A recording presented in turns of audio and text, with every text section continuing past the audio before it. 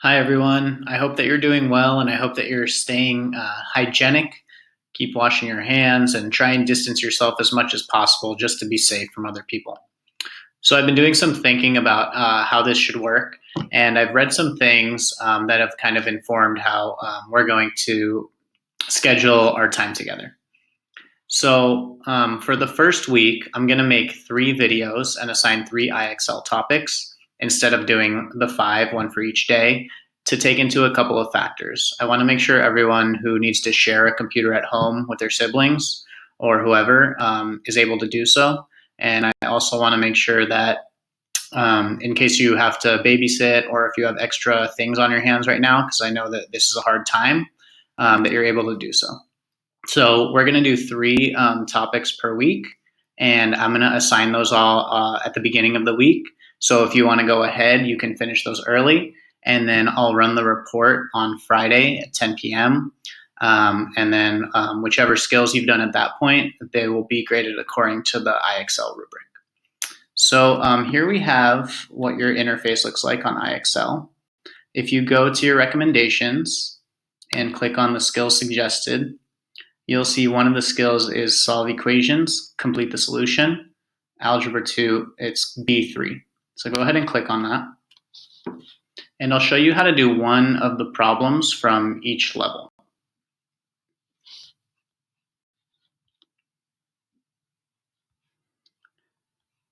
So I have this option right here that says teacher preview, jump a level. So I'll show you one of each, and you'll see as we go through them that they get harder.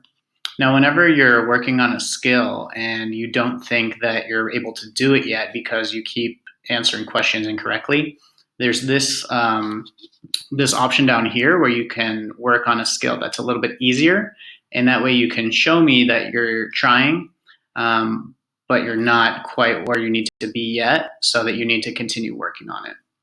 Now, I'm going to show you some prerequisite skills after this that might help you in case you can't do these problems yet, so that you can build up your skills so that you can obtain this level. All right, so here we have an equation, and as you can see, there's some blanks. On the left hand of the equation, we have the procedure, and then on the right hand, we have the justification. So the equation here is 2b plus 13 equals 19. And then you can see the next step right here, and the direction, the justification is subtract 13 from both sides.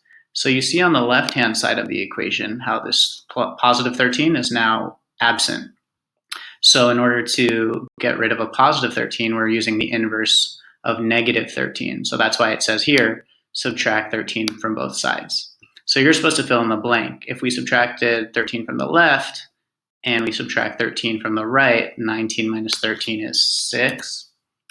And then in this next step, it says divide both sides by 2 because we're isolating for the b. Since this is multiplication, there's no sign between the coefficient and the variable.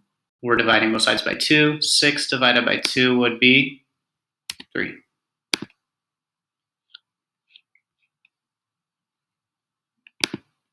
I'm going to jump to the next level so that you can see how the problems get a little bit harder. So here, we're solving for r. 2 times the quantity of r plus 8 equals 18. So on the left-hand side, the justification is that we're dividing both sides by 2. So if we divide the right-hand side by 2 so that we're keeping the equation balanced, we'll have 9. Next, we're subtracting 8 because this is a positive 8 in order to isolate the r. So 9 minus 8 equals 1. Oh, I don't think it jumped to the next level. There we go. All right, so here we have to fill in the justification and fill in the procedure. So in this first step, you want to look at what changed from previously. If you'll notice, the 20 became a 2, and it looks like this positive 18 almost disappeared.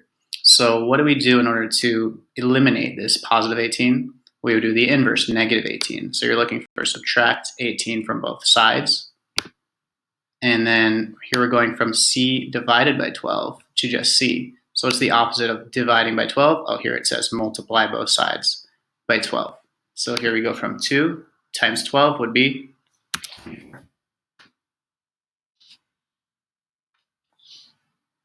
Let's jump to the next level.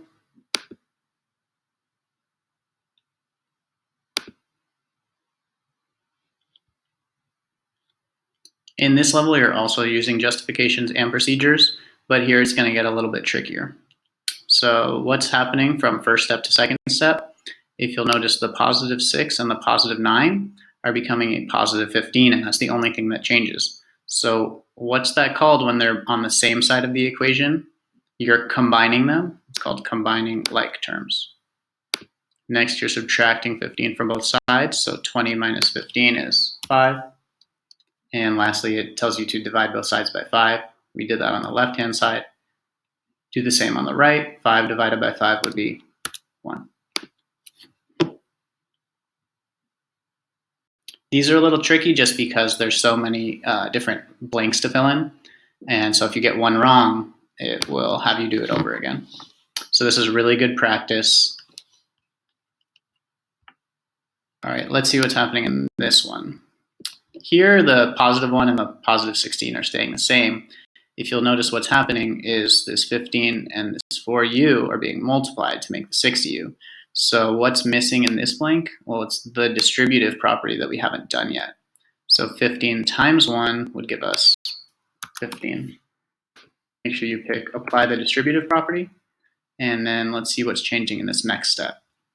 Well, everything's the same, except now there's a blank to represent positive 15 and positive 1, so that would make 16. And again, we are combining like terms because they're on the same side of the equation. Next, if you'll notice, on the left-hand side of the equation, the positive 16 is eliminated. So what's the inverse of that is negative 16. If you subtract 16 from both sides, you'll go from 16 to 0.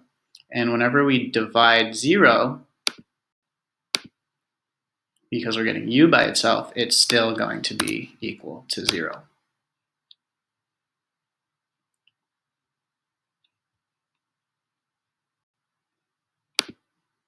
On the next level, you're going to notice that you have to do a little bit more integer operations, so negatives and positives, and making sure that you're using the correct sign. So here we have the distributive property, but we're missing the first term. 9 times 8x would be 72x. And then you want to see what is changing. Well, the only thing that's not here is the positive 18x and the 72x. Since they're on the same side of the equation, we're combining the like terms to get 90x.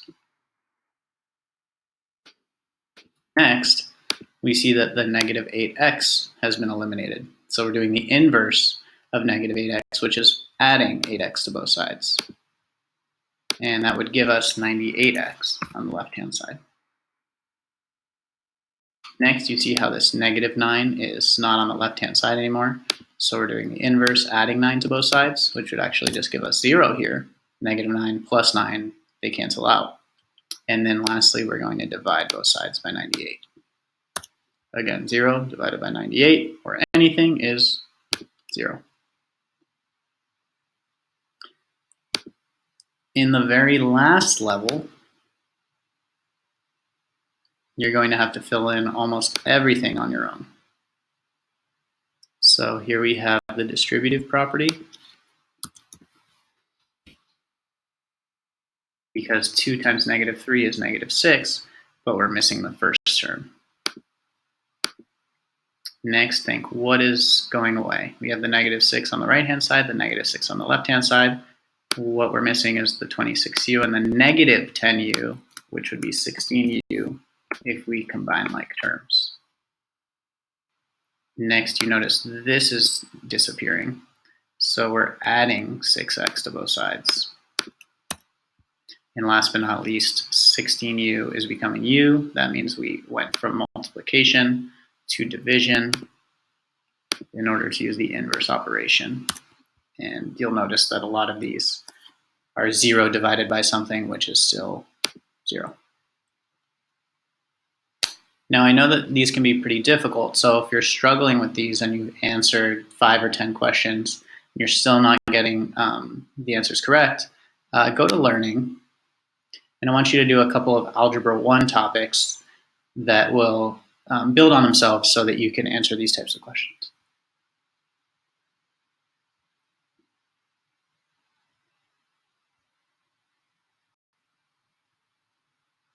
There we go.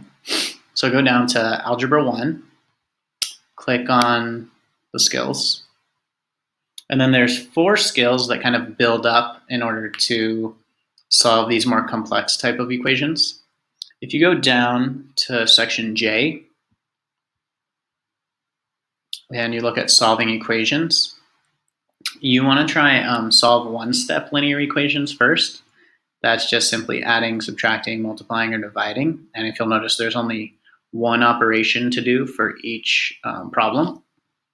Once you've mastered that, move on to J4, which is solving two-step linear equations. So here you might have to do 2 things, add, subtract, multiply, or divide with decimals. And then you can work on the more complex ones, which are J5, solving advanced linear equations, where you'll have to distribute. And lastly, solve equations with variables on both sides, where you might have to go, excuse me, where you might have to subtract from both sides and get all the variables on one side, and then also combine like terms. All right, I hope this was helpful. Please send me a message if you need any help. My preference is Schoology, but you can also use the Remind app, or you can text me. Good luck.